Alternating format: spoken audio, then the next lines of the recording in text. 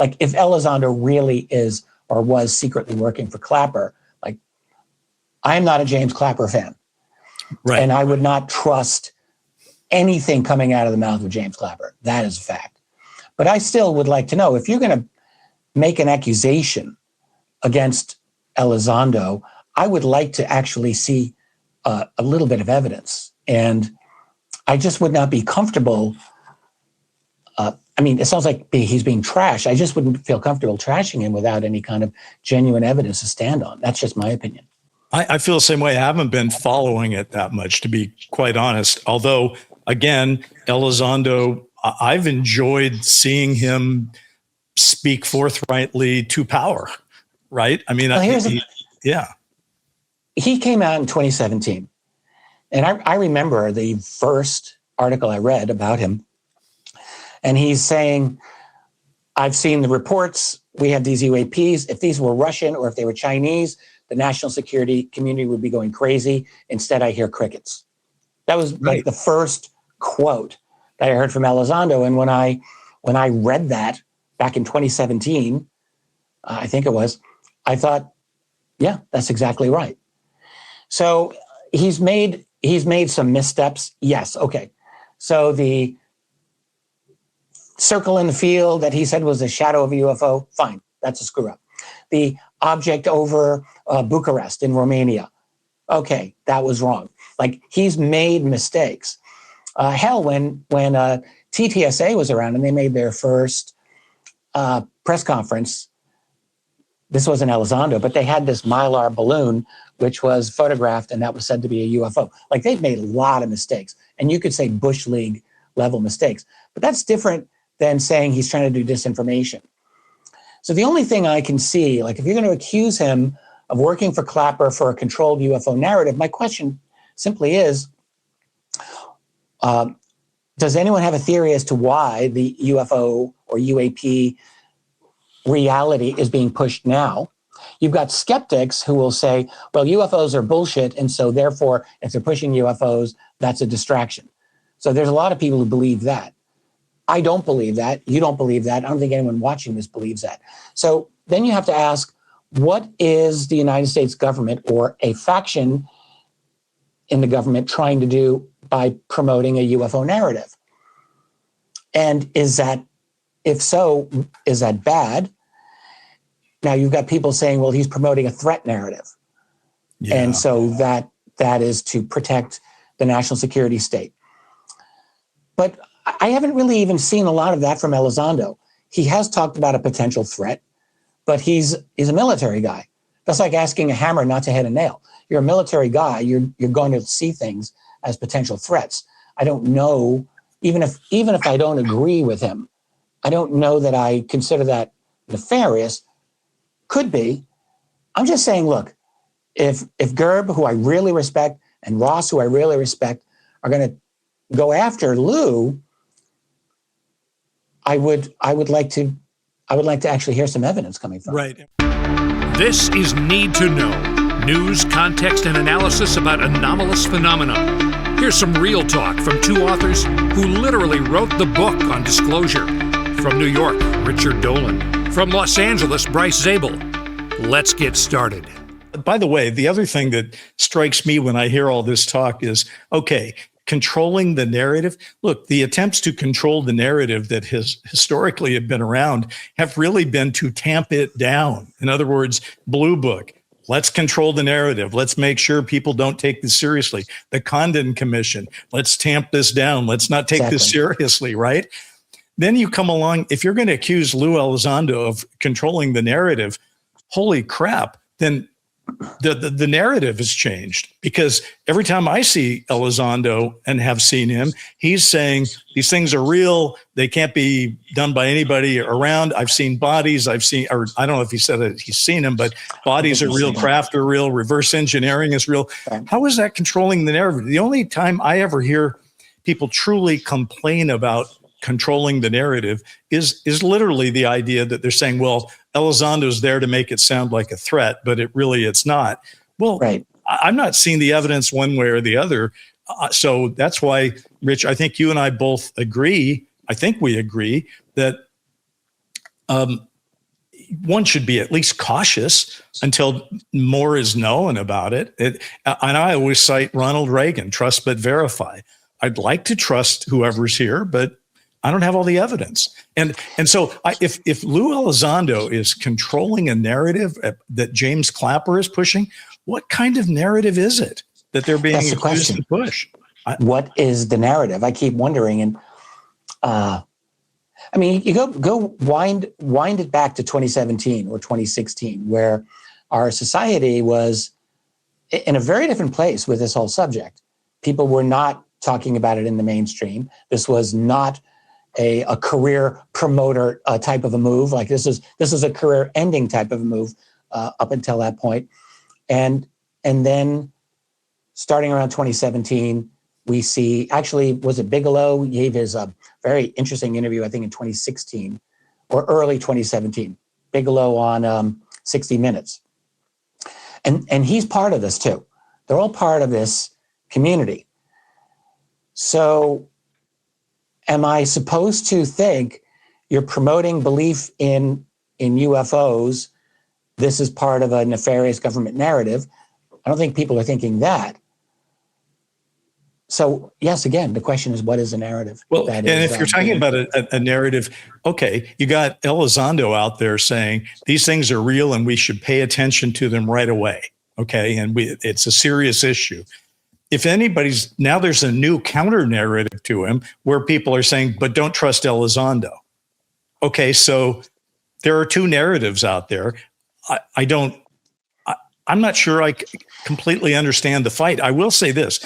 Every 2 or 3 months, I have a group of guys we meet for lunch for what we call the UFO Lunch Club. And it's some guys that I know here in Hollywood, and we're all into UFOs, and we go to a nice restaurant and we talk. And that happened this afternoon. So I went to lunch with these guys. And although many things got talked about, among the things getting talked about was Lue Elizondo, because the zeitgeist has certainly picked up that Elizondo is under attack. Now, he's always been a polarizing figure. That happens. But I don't know. It leaves me wondering. I want to talk about the narrative in one way, though, a different narrative. Since we last saw each other, I had a chance to appear on, of all people, shows Dr. Phil. All right. And I don't even know if you know this, but I was on Dr. Phil with Chris Mellon. Bryce, let me start with you. This is something that you were concerned about, 15, 16 years ago. What context, what impact does this have when it all comes out? Well, I think it'll have an enormous impact on almost all aspects of our lives. I actually think that what you're doing is very important, thinking about how it's going to impact people. And I guess it depends on a couple of things, Dr. Phil. First of all, what is it that's going to actually be disclosed? And the second is, at what time frame is it disclosed? For example, I live out here in Hollywood where we talk about slow dissolves or hard cuts. A slow dissolve is what you might say we're in right now, where we're getting that drip of these tranches that come out, and more people are talking about it. But nobody has actually stepped to a podium like the president or the Pope or the premier of China and said, these things are real. That would be a hard cut. Then we would be saying to ourselves, okay, now we have to deal with this reality all at once. So, and ironically, he did one a year ago that I was on with Lue Elizondo. So now I'm on with Chris Mellon. And what a difference a year has made, because a year ago when I was on Dr. Phil, he was all about, now I don't really know much about this, blah, blah, blah. You guys are the experts. You tell me what's going on. This time he comes out loaded for bear. He is saying, and he said this multiple times, the government has been lying to us for 79 years. All right. And so, in other words, he is asking us questions, but he's stating his opinion that this is a very real thing, et cetera, et cetera. And just to throw one piece of, this is now accepted, but this is where I first heard it. After the show was over, I said to him, because he kept saying he'd been given exclusive access, Rich, to what we now know as Tranche 4. So it wasn't that exclusive. I mean, he may have gotten a few days earlier, but whatever. And I said, so, tell me about that. And the one thing he said that I thought was pretty interesting, he said the documents that he got early came with a note, a handwritten note from President Trump. And it said, quote, have some fun with these. So here's my question when we're talking about UFO narratives. Is Dr. Phil, for example, in the same way that Trump thinks Kid Rock is the voice of modern music and Lee Greenwood is the voice of country music, is he now anointing Dr. Phil to be his voice of UFO disclosure? So that's question one. And the second part of it is, if he is that a good thing or a bad thing? Because talking about a polarizing character, Phil is more polarizing probably these days than Elizondo. Yeah, I think that's true. I don't really know. What does Trump's got a lot of other things on his mind right now. He's got a whole Middle Eastern narrative that's falling apart. He's got way bigger things to worry about. So I really wonder, like, is he, I've never met Dr. Phil. I don't have an opinion for or against him. I never watched his show, so I don't really know what to say, but, well, the only thing I would say is I don't know how to answer that. I actually met him like 20 some years ago when I was chairman of the TV Academy. I interviewed him on our stage about his show. A genial guy. He was not political back then. He was Oprah's, he had Oprah's Discovery, if you will. And he was only about fixing people's personal problems. Now, what's made him controversial in the years since, particularly say in the last 3 years or so, is he's been doing ride-alongs, with the ICE folks, and he endorsed Trump, and he's taken political positions. So I don't know if we were looking for somebody who could walk us through disclosure and sort of be the guy. I don't know that he's the guy. So I was just going to. I agree with you. Let's take Dr. Phil off the table for a moment. And I realize this is a wildly improbable thing because it's not really probably even happening. But if you were to say, oh, by the way, so I did ask around. I said to people, well, who do you think should be this person? Several people said, Richard Dolan. You should get Richard Dolan to walk us through this. Now, I don't know that Trump is going to hire you to do that. Maybe he's looking for Lue Elizondo. I don't know. But who would? We don't have any characters like we used to. That's like Walter Cronkite in the 60s could have spoken to the nation. Who speaks to the nation now that would be taken seriously? The problem I think he's facing is when you're doing something like this, if Trump is actually doing disclosure, and I do not believe Donald Trump is doing disclosure, but if he were to do disclosure, he would have to do it, I think, through the formal institutional mechanisms that he has available to him in the government, whether we like it or not. This society of ours is run by large, powerful institutions. So a guy like me, I'm not part of any institution. I don't think I would be a logical choice. No. Dr. Phil is not really part of he's part of the official media establishment. I suppose he could kind of tackle. Well, he's part of the communications architecture, but he should not be the entire architecture. Because first of all, half the people out there would say, I don't want to hear anything that he has to say because he endorsed Trump and whatever. It's very funny. My sound, light, and frequency partner, Brent Friedman, right? We created Dark Skies together. So Brent and I got together and we were talking about this, and only half seriously. Okay. This isn't a serious proposal, but we were sort of just going through, well, who could you pick? Would you pick somebody from the media? Not anymore. There is no Walter Cronkite anymore. Everyone is perceived as being, an impossible choice to half the country. So it couldn't be that.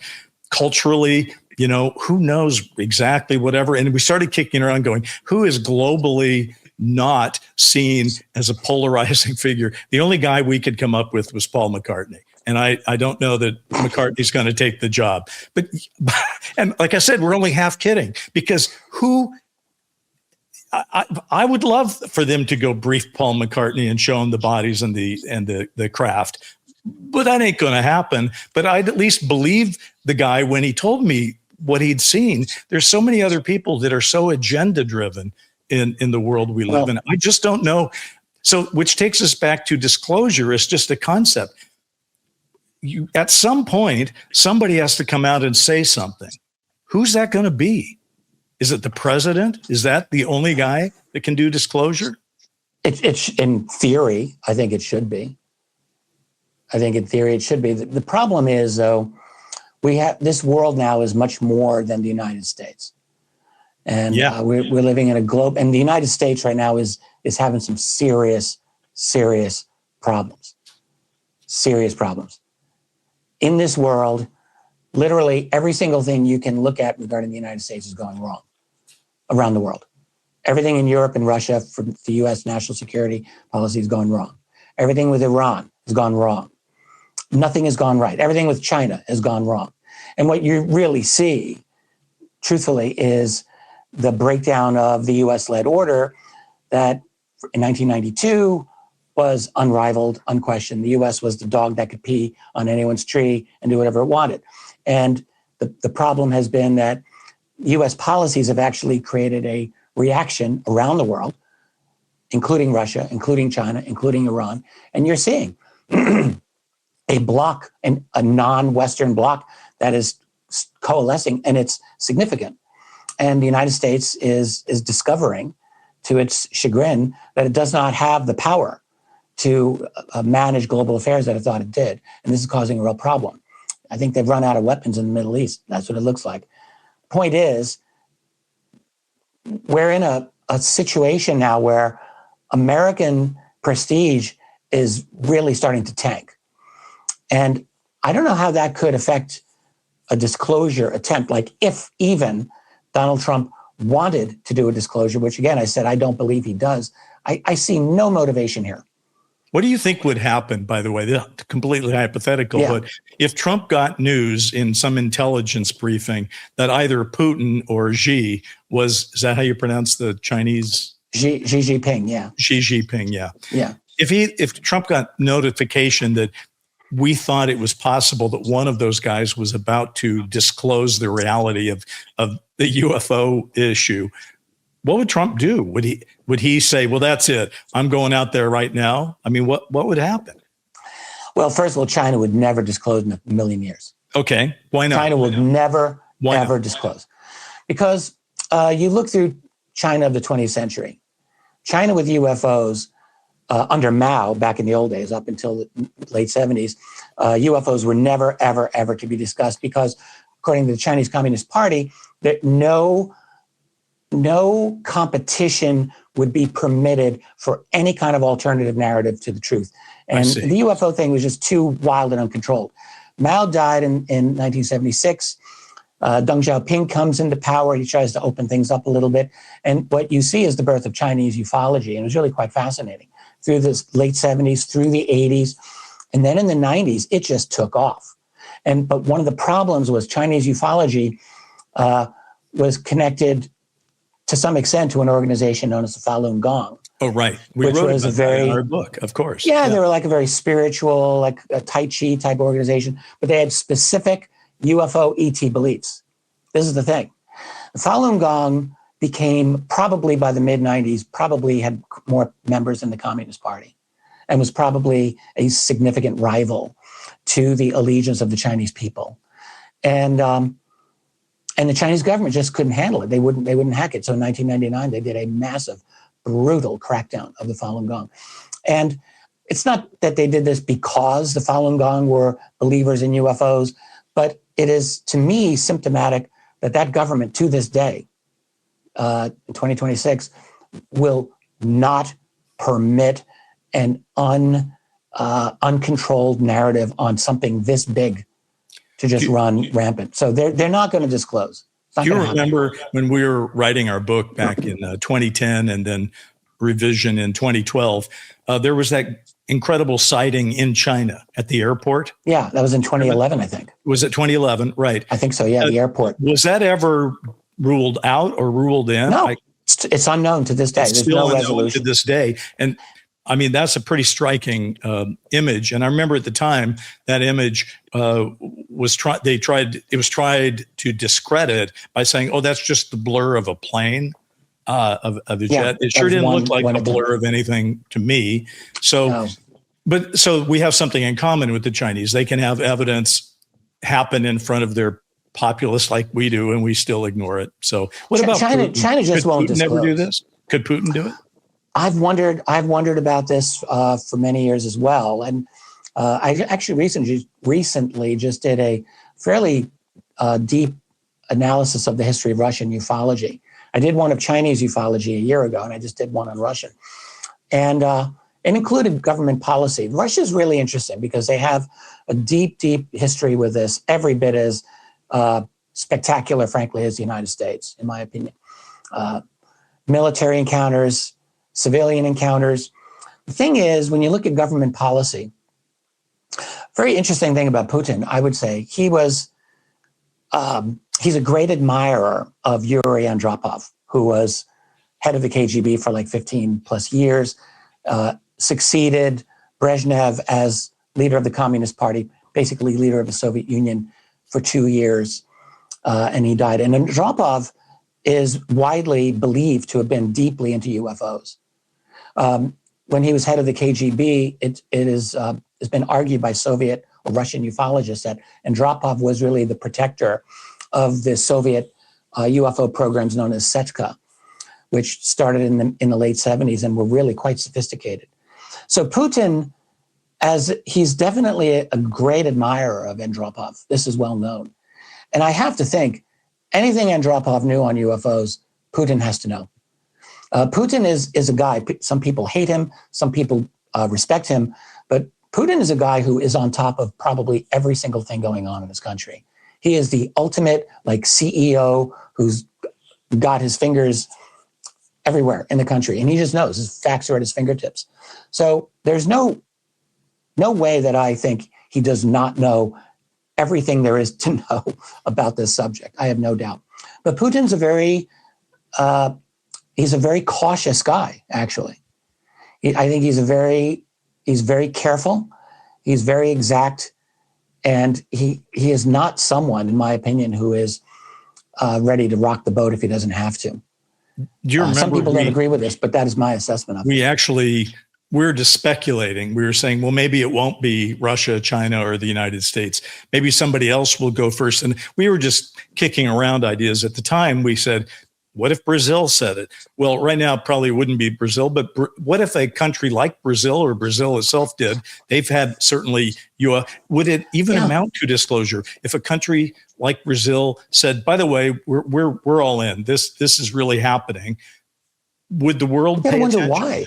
Why the hell would they do it? I don't know. What do they have to gain? Brazil, India, in theory, although you don't hear much from the Indian government about this, Pakistan, there's some like regional powers. You ask a great question, though, Rich, though. What would they have to gain? Does anybody on this planet in a position of current power have anything to gain by disclosure? Trump could, just to screw with China. Yes. Like, seriously, I've wondered about this. After I did my little dive into Chinese ufology, I realized Chinese government's terrified of this subject. They are doing everything possible to manage it publicly through this very like ultra materialistic scientific veneer, which is very tepid. And then really their military, the People's Liberation Army, dominates UFO reporting in that country. And I think they have a very sophisticated system over there, like really sophisticated. The way that they collect the reports, the way they sift the reports through this intermediary system, and then the best reports go to the PLA. And so China's on top of this, but they do not want this to be something that just gets out of control. So if Trump really wanted to cause ruckus on this subject, he could do it. And it could, in theory, cause trouble for the Chinese, maybe for the Russians too, but definitely for the Chinese. Less so for the Russians, I would. Well, you just said a mouthful. You said if Trump truly wanted to cause ruckus, well, of course he does. That's what he does. So It's interesting. My wife, just before we went on, I can't remember what she was quoting, but it was something where you bet on the outcomes of things, one of those things. And they had come up with 7% probability that there would be disclosure by the end of the year. 7%, which means 93% no. Do you think, if you look at the horizon of 3 years now, say, for example, do you think we have moved into a post-disclosure world, or are we still sitting around talking to ourselves? I think, first of all, with a guy like Trump, let me just say this. I don't think he has any leeway on almost anything these days. I think he is trapped in every conceivable way within his presidency, domestically, certainly internationally. And I mean, for a guy who, years ago said he was going to drain the swamp, he's been swallowed by that swamp completely, as far as I can see. So I don't think he's got any real leeway to do this. If it were to be done, I would argue it would be done at the behest of the broader national security community, which I don't think wants to have it happen. I think disclosure will only happen if something is actually so severely forced that there is literally no other option. So like if there were multiple really excellent sightings that somehow could not be denied, or some kind of leak that could not be denied. You and I talked about this at great length in our book. And back then, I think it was easier to imagine how that might happen. Today, it's really difficult for me to imagine multiple undeniable military encounters, simultaneous maybe observations by many nations. If we were to get some kind of scientific confirmation from independent institutions, none of that's going to happen in the near future, in my opinion, barring some action by these other beings if they really wanted it. And I see no evidence that they want that. I see no reason that these guys have been doing, I say guys, these beings have been doing what they do for a long time now. And I'll tell you what I really think. I think when we think of like disclosure, like we talked about the movie Disclosure Day recently, and you and I, when we wrote our book, we imagined disclosure as a single dramatic event, like the president addressing the nation. Okay. Which is how, like in theory, that's how it should be, I think. That's how we imagine our government operating. And I think we're right to want our government to operate that way. We want to have our elected leaders responsive to the people and all of that. But history actually really never works this way when I think about it. Like, think about the Berlin Wall. The Berlin Wall did not fall in one carefully planned moment. It did happen on a day. The Soviet Union did not collapse in one day. It took months and really years of confusion. Although, wouldn't you also, because I remember this conversation, it is true, a lot of things had to fall into place for the Berlin Wall to come down. But when it did come down, it came down with lightning speed, right? Which is always what I've kind of thought about disclosure. It's like, it's not happening. It's not happening. There's a little progress, not much. Who knows? And then one day when it is going to happen, it'll probably happen with lightning rapidity, but we're not there yet. And the way it happened, though, was not a decision by the East German government to say, yeah, we should do this. The East German government, I remember this actually pretty well too, they were unable to stop it. Right. There were already too many people climbing the wall, and they just said to the guards, game's up, give it up, let them do it. And game's up. And so it wasn't a voluntary thing.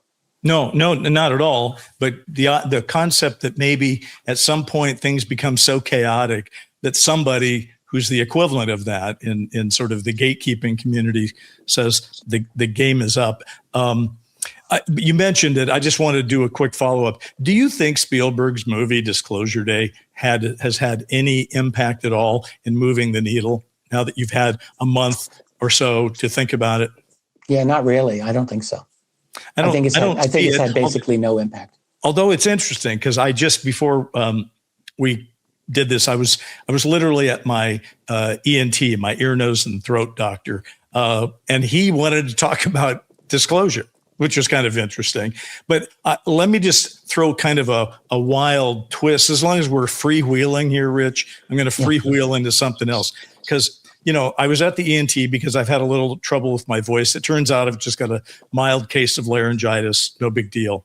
But while I was there, I'm sitting in this weird chair, and they put something up my nose to make it so that they can now put this large, thin light up my nose and down my nose so that they can look at my vocal cords. And, it was uncomfortable, but it wasn't frightening. And the reason it wasn't frightening, Rich, is because I'd chosen to be there.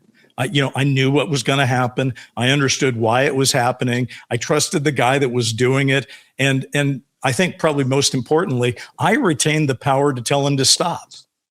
So there was that dynamic going on. So just for the sake of argument, let's remove every single one of those protections. Imagine that you're now taken somewhere against your will. You don't know where you are. You don't understand who or what is examining you. You can't move. You can't communicate. You can't make it stop. So you could have the same kind of physical procedure I just had at an ENT, but it would be 10,000 times more frightening if you weren't granting the permission to let it happen. And that made me think about the experiencer experience, if you will, in an interesting way, because I thought, here's what I'm wondering. Is the experiencer part of this phenomenon and potential disclosure? Is it the largest blind spot in the entire phenomenon? Because, listen, on our show and other shows that are out there talking about UFOs, endless hours are spent talking about what? Radar returns, propulsion, secret programs, congressional oversight. We spent an entire last episode talking about whether Lockheed Martin made this stuff or, that kind of thing. So I guess the question I'm saying is, if we disclose just the nuts and bolts, where is the experiencer experience in this thing? I mean, what is really going to have to happen to come to grips with this? You raise a great question, like where I'm going to say abduction. Where does the abduction phenomenon fit into all of this? Is that the reason? I think the reason this is not happening, I don't think we have a single government. You've got, well, first of all, I think disclosure will be driven by the loss of information control, not by any sudden honesty. That's one thing. But as far as the government, okay, so you've got, think about when people listening, some of them tried to study the black budget, the world of special access programs. And I think it's pretty evident that the United States president has very little, if any, actually, control over those programs. We don't even know how many there are. Hundreds, thousands, certainly hundreds. Yeah. This is a labyrinth, the United States government. You have the White House, they've got political interests. You've got Congress. They want whatever oversight they think they can get within the 2 years that they're in office, and they're going to run for re-election. And they've got 100 other things that they have to deal with anyway. Then you have intelligence agencies protecting their secrets. You've got the military worried about their stuff. All of these are all institutions within the broader institution of the United States government, and they all have their own interests. And then we're only even talking about government aspects of this. You just mentioned Lockheed Martin. Defense contractors are going to want to protect their proprietary technologies and their money and their legal liability, their legal exposure. So everyone's got their game to play here. And how would a president coordinate all of this? The president's not a dictator. Even Donald Trump's not a dictator. People like to say he is. Guy's definitely not a dictator. No. He's got serious limits to what he's able to do. So, remember the story from 30 plus years ago. Bill Clinton talks to Webb Hubbell, his assistant attorney general. Webb, I want you to tell me about who killed JFK and are UFOs real? Yeah. And it's not clear that Hubbell really worked that hard to get the answers, but he didn't get anywhere.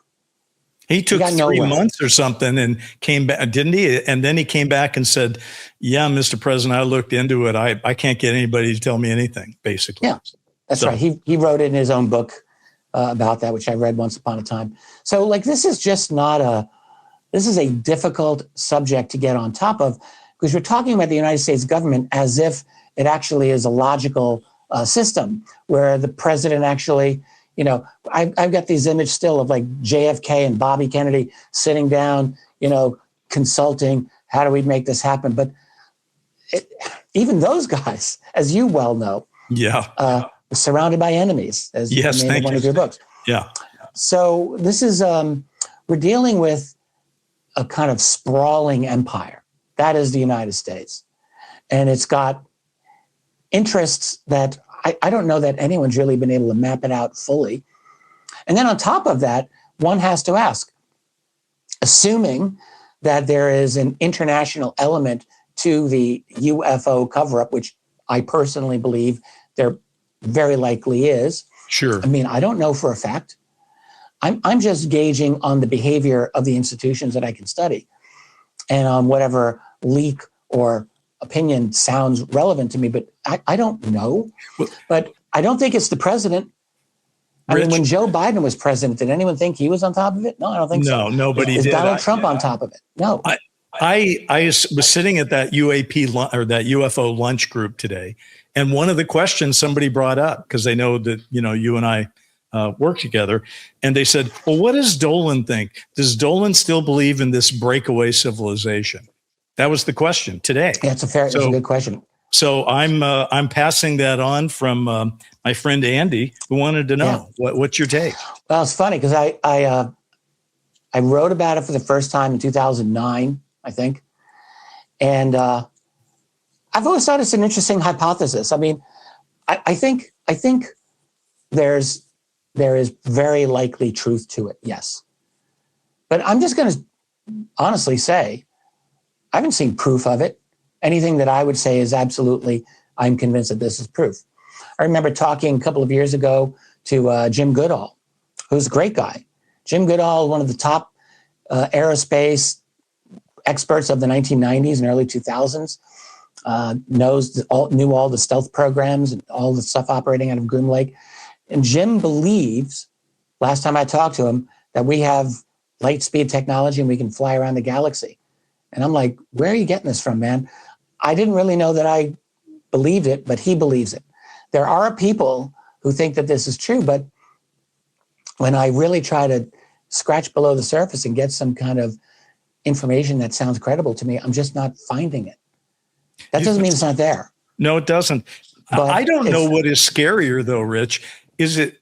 Sometimes I think about this. I lay in bed thinking through these things. I don't know if it's scarier that there's a breakaway civilization that's doing all these things behind the scenes, or whether it's what it looks like, which is it's a disparate group of fiefdoms, and many of them are incompetent. Well, let me say this. This is what I do believe. There is a breakaway civilization.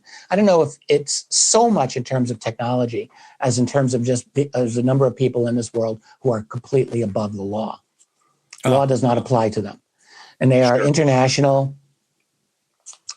I still want to know whatever happened to the Dutch banker, Ronald Bertrand, I think his name was Ronald. He came out a few years ago. He said there's about 8,000 people in this world. I used to work for them. They're a bunch of criminals. They're beyond evil. You don't want to know these people. Law does not apply to them. And I think that's true. So they're a breakaway civilization. How much tech do they have? I'm sure they know about the best tech that's out there. But there is, a supranational, extra-legal group of very, very powerful, privileged people. There's no doubt in my mind about that. Rich, now, is that the same as they have ships and they can go off-world and park on the far side of the moon in a base? This I don't. That I've not seen yet. By the way, the person who agrees with you on breakaway civilization is Steven Spielberg, of course, because there's a breakaway civilization at work of some kind in his movie, and they're not that competent, frankly. In the here's movie. the thing about it. we can say that there is a breakaway civilization. The real question is, how advanced is it? So how much, like my whole concept of it was based on a couple of basic things. That our world could, in fact, and has had multiple civilizations at one time, particularly going back. I mean, we're moving toward a single global civilization now, but even during the Cold War, the United States and the Soviet Union had very different scientific infrastructures and at times very different scientific beliefs. So you could actually, we had models of it. And I thought, so let's assume Roswell is real, crash retrievals are real, secret study of this technology is going on. Any breakthroughs that would have occurred would have to be classified and kept within that world unless they could safely be monetized. And that's where you get people like Philip Corso and that whole theory. But maybe not everything is going to be monetized safely. And so I reasoned that you would very likely have classified technology that those people would have access to, the rest of us wouldn't, and those breakthroughs could in fact lead maybe to more breakthroughs.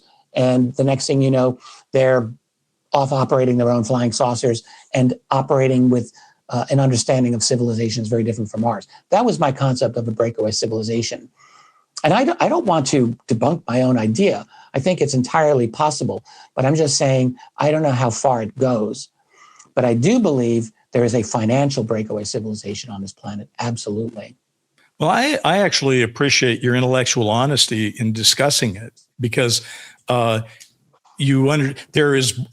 one level of understanding that leads you to say a breakaway civilization best describes what I see as the facts on the ground here. But that's different from saying I've seen the direct evidence of it. I've seen the photo from Mars of these flying saucers we're sending there, which I don't think I've seen. The other thing, I just wanted to pivot back to Dr. Phil for a minute because he was so, the word isn't smug. I don't know what the word is. He was just happy that he was breaking a story, right? That he had the exclusive here. And yet it was Tranche 4, which, you've now seen Tranche 4 plus Tranche 1, 2, 3. So I think all these tranches, and I just say to myself, what have we actually learned? He was looking at 4 because it was new to him. Yeah. Which is, so I want to erase smug. That's not the right word. That was not right. He was just, it was a revelation to him to get this stuff early and to look through it. And it made him more confident that, we have been getting lied to. But Tranche 4 by itself, to anybody who knows anything about the UFO business, and plus the other 3, it kind of leaves me a little bit lukewarm about the whole thing. I think I'm in a minority position here. Most people, when I look at social media comments, they're like, this is a nothing burger. This is ridiculous. I'm so insulted. Screw the government. They're just like. I don't believe that. Most people don't. I think most people are only looking at the videos. They actually don't read anymore. So actually a lot of the PDFs that were released were very interesting. I'm not saying it's disclosure, but in terms of just putting, especially, honestly, some of the historical stuff from the 1940s and 50s was pretty damned interesting. And it's not my fault if someone doesn't want to read the historical documents. Now, that's not the same as disclosure. What everyone wants is something I lately started calling the hanger test. You get a 4-star general, give him his iPhone, and have him record video inside the hangar of the flying saucer that Lue Elizondo probably touched and that a lot of people know about. It's like, that would be a disclosure. Okay, so that's not happening. But it's not completely trivial that these document releases have occurred. I want to just weigh in because I agree with you. Anyone who takes the time to read them, and it was a good refresher course for me, that they are revelatory because you see one thing that's very clear from all of the tranches taken together. But I think even more so a little bit in number 4, you see a government that is saying one thing to the public and saying another thing to itself. And that alone is worthy of notice. And I remember when we first started working together, I think you sent me a PDF of the Chadwell memo. You remember that? And I I don't remember that I reading sent it to you, going, but that's one of my favorite memos. It's one of the best. It's a CIA memo. H. Marshall Chadwell was scientific director of intelligence for the CIA back in 1952. And thanks for just letting me talk about this for a moment here. So 1952 was a really big year. Many people who are students of this know this, but a lot of UFO sightings in the United States that year, including 2 weekends in a row over the nation's capital, but even more than that, huge numbers of serious, dramatic, often terrifying military encounters, civilian encounters, some officially documented, some unofficial, but like Edward Ruppelt, head of Project Blue Book, wrote about one in May of 52, where some highest level person in the CIA was hosting a party and everyone saw this apparently phenomenal UFO. It's in Ruppelt's book, if someone wants to read it. Like, this was a big, big thing going on. And so what happens? By the end of the year is the end now of the Harry Truman presidency as well. And, you know, it's interesting to think, like, when flying saucers became a thing, who was president? Harry Truman. Harry Truman was the only US president dealing with flying saucers up to this point, and now he was going to leave. And so you're going to have the first major change of administration with this subject, and a new guy, going to be Eisenhower, and he was kind of military friendly, certainly, but still, this was something that was going to be disruptive. So what happens? The intelligence community is talking about this. Like, what do we do? What do we do? Chadwell writes a memo to his boss, the director of the CIA, who was Walter Beadle Smith, who was also a very important man historically. And Chadwell says, and I'm just paraphrasing from memory, sightings at this time include objects seen at such altitudes and speeds that they are not near sensitive installations, that they are not attributable to natural phenomena or known types of aerial vehicles. He just lays it out there. Now, that was a classified memo, and it was kind of bureaucratic. He's not just going to say, boss, I think we're being invaded. But really, when you read what he's saying there, he's laying it out. There are these sightings. They are real. They are well documented. They're not natural phenomena, and they're nothing that we know in terms of technology. So what the hell does that leave you with? It's revelatory. It's really, well, first of all, it's in clean, simple English. There's no, because he's not writing to an essay for the New York Times or anything. He's writing to his boss, and he's synthesizing what the state of knowledge is. And it's pretty, I mean, I guess I would also ask us what I love. By the way, it's a great memo, folks. It's Chadwell, Chadwell. It's December 2nd, or is it 4th? December 2nd, 1952, possibly December 4th, one of those dates. Right. And let's remember something else. The Chadwell memo coming out in December of 52. What happens the very next month? You have the panel. The Robertson panel. The Robertson panel gets together and says, we should really try to tamp down this whole thing. That's right. So yeah, that's a month. They're only a month apart, Rich. They're all related to each other. Those two events are related. The Robertson panel happened during the very last weekend of Harry Truman's presidency. It was the last bit of house cleaning of his presidency. So, I guess here's what people need to understand about the military and UFOs is, like, read Ruppelt's book. He wrote it in 1956. Read some of the early books by Donald Keogh, one of the OGs of this field in the early 50s.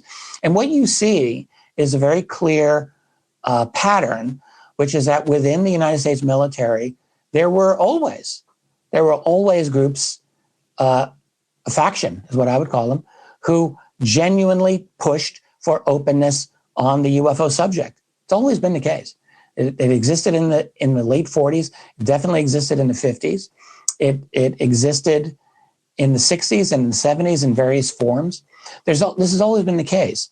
And so I think, we need to understand that, like, as I said earlier, there is no single government. What you have is a massive bureaucracy of empire that is riven by factions. And it always has been. And I think that has not changed to this day. So when we talk about a controlled disclosure, as you and I open this conversation up, that's honestly, that strikes me as very sloppy. It's like, who's doing is Clapper doing the controlling now?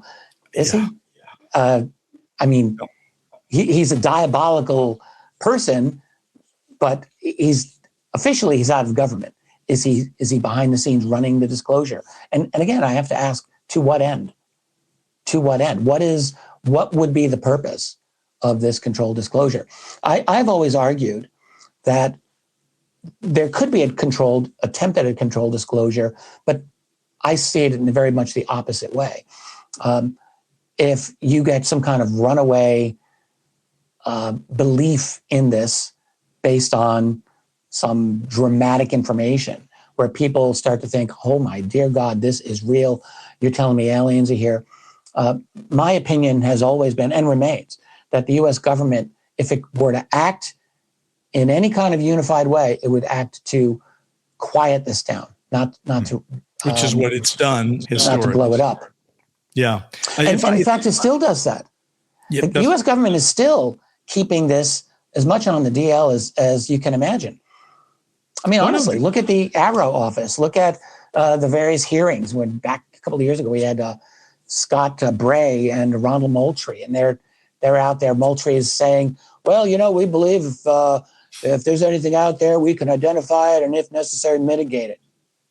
It's like, there might as well be Hector Quintanilla in the 1960s. It's like, There's no difference here, man. The message, the official government has not changed its message. They're not saying, oh, we want you to believe in aliens. No. They're not saying that. If the trenches have done anything, what's the message? If they've done anything for us, Rich, it's for people like my ENT doctor who wanted to talk about it. He's basically noticed two things. There's a bunch of videos that are out there that look fairly recent. Okay. He may think they're grainy, blurry videos, but he knows they're recent. And there's the occasional document that goes back historically that says this has been around for a long time. I just wanted to say one thing to people. Not only are things like the Chadwell memo well worth reading, and there's no question about whether it's authentic or not. At least that's what's great about those things. They're totally authentic. Something that you mentioned was Edward Ruppelt, who ran Project Blue Book and wrote that book, Report on the Unidentified Flying Objects.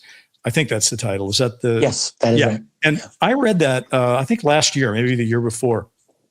And I was astonished that a guy affiliated with Blue Book wrote a book that direct and clear. It's a hell of a book. Well, you know what happened? So he wrote that book in 1956, made a huge splash, because really what Ruppelt did, it's true, like in the mid-50s, the Air Force was telling the public, there's nothing to this, hoaxes, hallucinations, crazy people. Like, that's really what the Air Force was saying. And Ruppelt writes this book in 1956 saying, no, not really, not at all. Like, this stuff is serious, and the Air Force took it serious, and I take it seriously. But 3 years later, with rumors of tremendous pressure on him personally, Ruppelt revised his book and tacked on 3 additional chapters. Which you can find the second edition out there. I've got it. And that was the thing. I knew about those 3 chapters, and I'm telling you, you're reading this book and you're reading a book that's just laying out one case after another in a really kind of literary way. I mean, the guy was a pretty good writer. And then these 3 chapters are just tacked on from another universe. They're from a parallel universe. Utterly juvenile. Absolutely. Like, I mean, the tone is juvenile. Everything about it, he's like making fun of people, making fun of Donald Kehoe. And I just thought, and then a year later, Ruppelt was dead at the age of 37 of a heart attack. Yeah. Do you think that was, that sounds suspicious. Was it? Do you think? I'll say this. Well, he had a previous heart attack from what I understood. So he may have had a condition, but I do know, because I've researched this, by the late 50s, the U.S. was already developing aerosols. They could spray it at you. You'd inhale it, you'd die of a heart attack. And if you were not autopsied within like an hour, case closed. It just looked like a heart attack. I'm not saying that's what happened, but I'm saying it's possible. And when you look at the pressure that Ruppelt was, he was an employee at the time of Northrop. So he's working for a defense contractor. You could see he was still in the system. And there was all of this pressure on him to revise his book. So I don't really know what happened, but there was a lot of pressure going on at that time in the late 50s, early 60s. In many respects, he's been an unsung hero of this. So I'm actually happy to have us sing a little bit about him, because he was a guy that showed some bravery and probably had to walk back, write those 3 chapters under severe and I'll tell you, man, if Ruppelt were alive today and someone and Trump were to pick him as the UFO czar, people would be saying the same thing about him, probably the same about Lue. Oh, he's a stooge, or he's doing controlled disclosure. The fact is, like, all right, I do not. So people don't like Lue for different reasons. I know individuals who really don't like him because of his politics. He worked for, the war on terror, the global war on terror. That's a very politically charged thing. I did not support the global war on terror, or as Borat would say, the war of terror, which is what I would agree is what it really was. And Lue was on board for that. He's part of the system. So you can hate him for that. I don't like that either, but that doesn't really affect my judgment when it comes to the UFO subject in this case. Then there are people who say, well, he's trying to promote this threat narrative, as if there's no such possibility of a threat. I mean, let me just lay this right out. I'm not saying we're necessarily that every single alien encounter is a proof of an invasion, although they're very hot and heavy all over this planet. They are everywhere, every day, doing things that they're not telling us. So there is that. Let's just put that right out there. But there has always been this subcurrent. I mean, you've known about it. Brent knew about this, of a very unsettling, potentially terrifying aspect of this phenomenon. Yes. Now, I personally think that our civilization is the most terrifying thing on this planet. I really do believe that. But to say that there's to argue that to even discuss a potential threat, to say that that's illegitimate, I don't think that's responsible either. And yet the thing that we get a lot of comments about are people like, how can you say these things? And why don't you have Stephen Greer on your show? Well, Greer is the number one guy saying no threat narrative here. What does Greer base that on? How would he know not to be more suspicious of motivations? I could not presume to speak for him. He and we've met a few times. It's just one of those things. I agree to disagree. I'm just going to leave it there. I'm just going to leave it there. Okay. I do think there's a definite ideological component to a lot of our community. It's almost like you're talking to liberals and conservatives. It's like there is a definite, I would even say, a utopian element to a lot of people's thinking about this. It's like they believe, we have free energy. We can create a perfect world. We're going to solve all of our problems. Let me just go on the record and say I do not believe we're ever going to solve all of our problems, even with free energy. We are way too screwed for that, in my view. But people think, if only we do this, if only we do that, then we're going to create a world that we're going to get rid of all these problems. And I think that mindset, it's like we're only being held back by the cabal or by the elites and this type of thing. Well, there is a cabal, there are elites, and they do suck, and they are evil.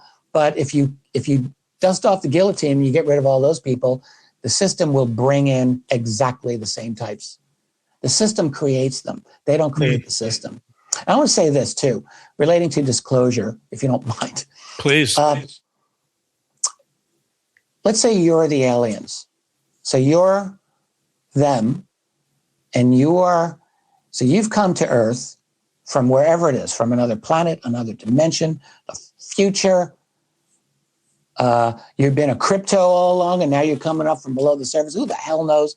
You're here and you're looking at humanity and you're thinking, okay, awesome planet, lots of life, all this water, perfect temperature, and these humans are interesting and they are a problem because these humans can't really help themselves, can they? We form into factions, into nations, armed to the teeth, looking at each other with incredibly dangerous weapons. And even if humans wanted to stop, how the hell could they? I keep thinking 30 plus years ago, the co-founder of Sun Microsystems, Bill Joy, was one of the computer leaders at the time, saying, people, this is the 1990s, we got to stop developing artificial intelligence because that shit's going to go crazy. And everyone's looking at him like, dude, what are you smoking? What is wrong with you? How is that possibly going to ever happen? No one can stop this. And it was true. No one could stop it because we've got the Red Queen hypothesis running our world. From Lewis Carroll's Through the Looking Glass, what is it? The Red Queen says to Alice, well, dear, you just have to run faster and faster to only stay in the same place. That is the story of human civilization. We are constantly upgrading because the other people over there are upgrading. So we have to upgrade. And now they got to do this. And now we have to respond and do that. So you're the aliens and you are looking at humanity. And you're gonna ask, how does this civilization handle the information now that we are here?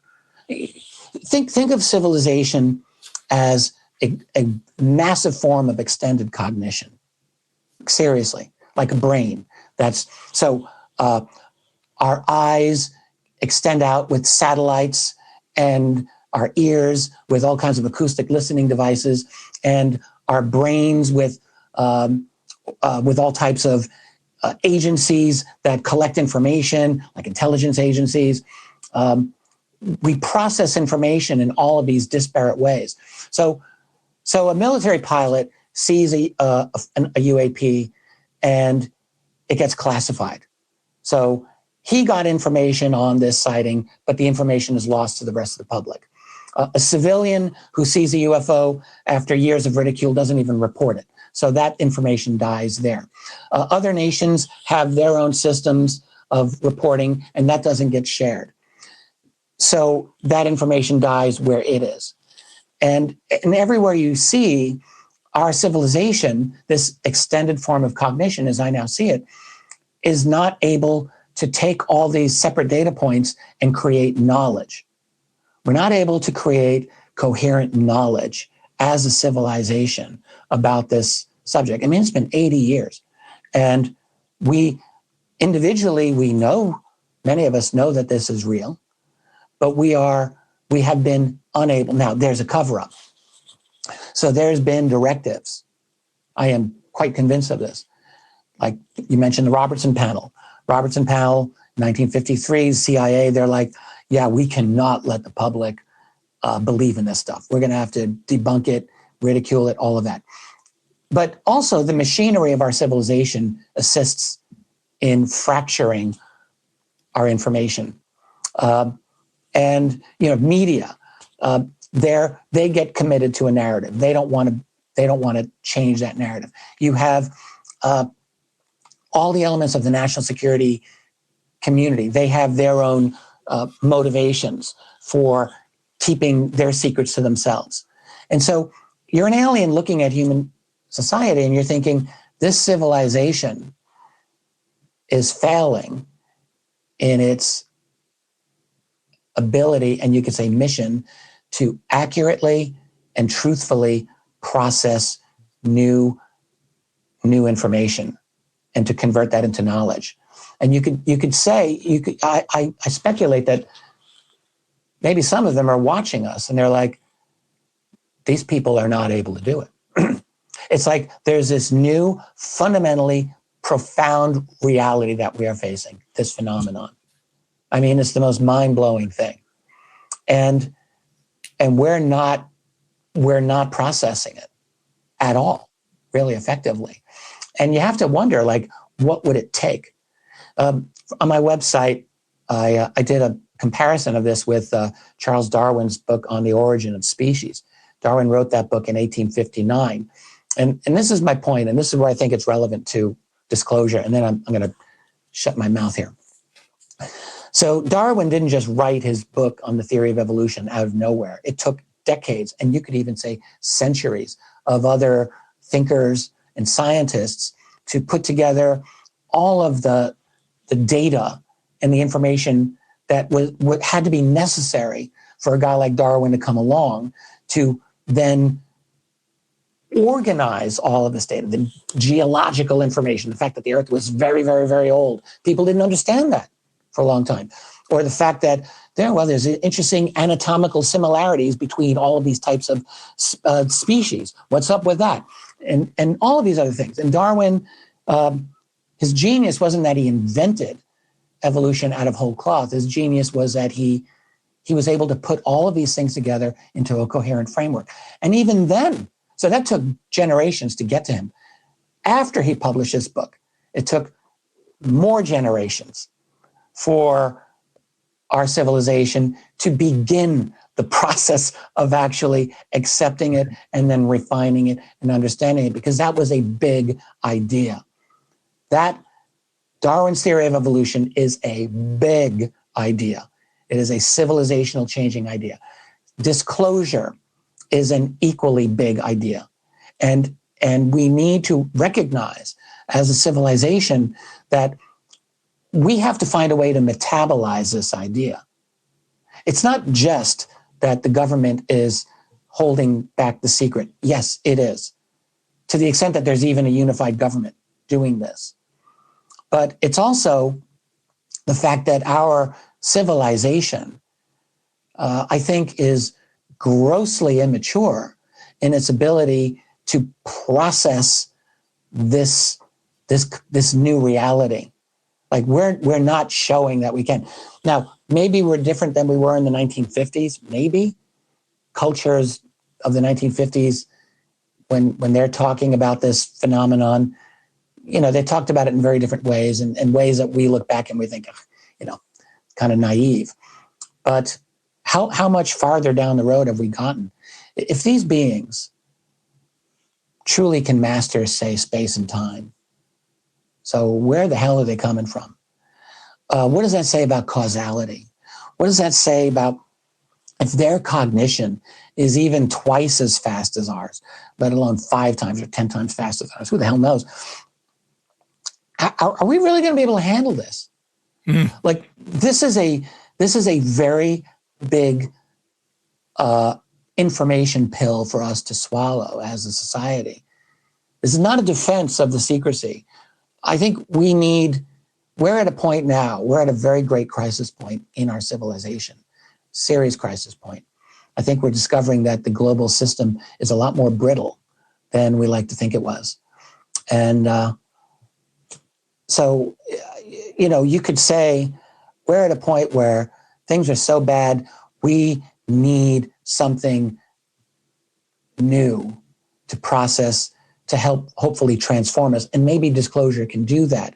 But I will say this, if Donald Trump or some other president or some other official tomorrow were to say, people, it's real, yes, there's extraterrestrials, there's aliens that are here, or NHI, whatever you want to call them, they are here. You would have every sector of our civilization would be spinning its head for the longest time. Scientists would be like, how the hell is this possible? How is it possible for them to go through space? How is it possible? Interdimensional? What does that even mean? Like, you're just opening up questions that are so profound and difficult for people to process. And that's just the beginning. Then it's like, then you have institutional loss of legitimacy, which is very likely to happen. So this is a big thing. Yeah. Like you have people saying, we need the truth now. Okay. I have felt this way since I first opened my first UFO book in the early 90s. Yes. I believe in truth. But this is a truth that I'm asking myself, who really has this information?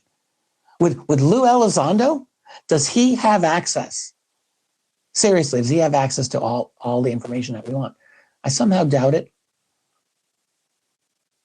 I don't. And go on. I'm sorry. I've said enough. No, listen. I just want everyone who's listening or watching us right now to what Rich has just done is laid out an extended riff that is the tease for our next episode. Because Rich, what you did is you wrote me today and something that I thought was really interesting. You were just saying, I'm kind of thinking more about the big picture these days. I'm kind of obsessing on what this is going to mean and how it all, and I feel the same way. That is how I spend a lot of my time. So I would like us in our next episode to pick up where we're dropping ourselves at this one. And the only final thoughts I would have is it is kind of interesting, isn't it, that you hear it so often.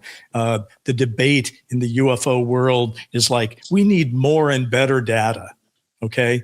Yes. And yeah, we do. Except I've seen plenty of data that tells me, maybe you need more and better data to prove it to the skeptics. But in terms of my own brain, I've seen enough data collected by enough people to say we got an issue here, and I'm with you. I'm like, what is this all going to mean? The one thing I thought is, it is not all necessarily going to be up to us. There is the NHI or multiples that have a voice in this and always have, and have chosen so far mostly to keep their voice silent, although their actions do speak louder than words might in this regard. Also, Rich, I was just thinking, AI is a big deal, but at the same time, it's likely to be a big problem, but at the same time, it may be the device we use to disclose to ourselves. It may be able to take all that data and crunch it into something meaningful. Oh, man. You don't agree? We have a lot to talk about there. There's a lot to discuss because, I thought this for years. I know you want to end this. I'm just going to say, like, I don't want to end it. I just feel like our audience will, have to go get a meal or something before they pause the damn thing. So I'm just going to say 20 plus years ago, I was thinking about AI and ET. I've been on this one. Yes, you have. I believed back then that disclosure would come with the approach of what was then called the singularity. Yes. Now we're calling it AGI and whatever. But I have thought that, when that would happen, you would have disclosure because just of what you said. Because all you'd have to do then is ask your super intelligent computer, hey, put all the UFO information together for me and let's see what we got. Well, now we have LLMs and we can all see what we've got. So those things, they are smart, but they're only as good as the data that goes in them. So if the really powerful classified data is unavailable, they're not going to be able to do much. Plus, LLMs are filled with pro-Western establishment biases, just loaded with it. So the AI is never going to be, or is unlikely to be, a sure thing. However, it can be used. I think AI can be very effectively used to go through databases and to look for patterns. Like it can be very helpful for that. So I think there is a good use for future AI for productive UFO research. I'm sure many people are doing that. I lay awake at night and ask myself, what if our AI in the future ends up talking to their AI? What if the AIs are disclosing to each other and we're not even part of it? That's one of the things I think about. I have thoughts on alien civilization. I mean, to me, this is just, I started doing this a couple of years ago, almost as a fun speculative thing, but really, I think I've actually really come to some conclusions provisionally, and I'd be very happy to share them with you. I think one thing I'll say is I don't currently believe that the operators of these craft are operating like individuals doing their own thing. I think that they are part of a very highly coordinated system. And that when they deal, as they occasionally do, with individual aspects of our society, whether with people individually, like an abduction, or they have an encounter with a U.S. naval vessel or whatever, they're not really, I don't think they're interested in those specifically. I think they're interested in us as part of the system that we inhabit, which is human civilization. I didn't really explain that very well, but I hope to do a better job when we. Well, we have some time to think about it. As always, I get done talking to you and I'm like, okay, let's go take a bathroom break and come back and do another 2 hours on this thing. This is fascinating. I just want to thank everyone for being part of our show. And if you're, wherever you're getting the show, whether it's on your podcast platforms or on YouTube, we thank you for leaving comments because we do read them. And, I do as well. I like to check them out. We may not have the typing power to answer them all, but we do read them. And also, we appreciate whenever you give us a like or a subscribe or any of that stuff, because that does help us. But anyway, Rich, always a pleasure, as we say. And I'm going to have to listen to what you just said for the last few minutes. I'll listen to that before we start next time, and we'll leap straight into this, and we'll leap into the void, as they say, and we'll find out what we can do with it. So let's do some deep thinking about it, and not necessarily be reactive to the latest headline and the latest, whatever that comes along. So there's big issues here. Yeah, let's hope we don't have to talk more about Lue Elizondo or any of that. Well, stuff. if we do, we will. We will. I don't want to run we'll away be fast from that. about it. Yeah. But I share your thing. And it's actually, leave everybody with this thought. The reason Rich and I know each other and the reason that we wrote that book is we both said, I am tired of just debating whether this is real. I want to think about what it means next. And that's where my brain still resides. Sounds like yours does too. Yeah. So we're going to move forward on that. So anyway, Rich, over and out from California. See you next time. Thanks, Bryce. Thanks to Tyler, our intrepid producer. And I just want to give a shout out to everyone watching. So thanks for sticking with us. Cheers, everybody. Bye-bye.